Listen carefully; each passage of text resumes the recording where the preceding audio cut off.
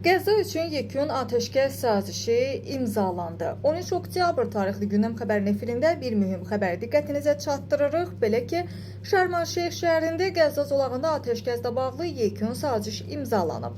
Sənəd Türkiyə, Qətər, Amerika və Misir liderləri tərəfindən Yaxın Şərq sülh samiti çərçivəsində imzalanıb. İmzalanma mərasimində Amerika lideri Donald Trump çıxış edib və o çıxışı zamanı Yaxın Şərq, eləcə də dünya üçün böyük bir gündür kimi bir açıqlama verib. Qeyd eləyək ki, Trump Qəzza samiti çərçivəsində çıxışı zamanı Ərdoğana da minnətdarlığını bildirib və bu barədə reportun məlumatına istinadən xəbər verir ki, o Türkiyə lideri ilə dostluğunu yüksək qiymətləndirib və vurğulayıb ki, onu əla və möhtəşəm insan adlandırıb. Çıxış isə belədir.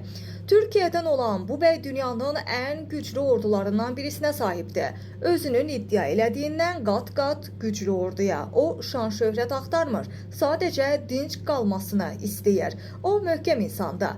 Mənim həmişə dostum olub və hər dəfə ona ehtiyacım yarandığı zaman yanımda olub sözlərini ifadə eləyib. Qeyd eləyək ki, Trump eyni zamanda Amerika prezidentinin Azərbaycan prezidenti İlham Əliyevlə də bağlı müsbət fikirlərini səsləndirərək onu güclü insan adlandırıb.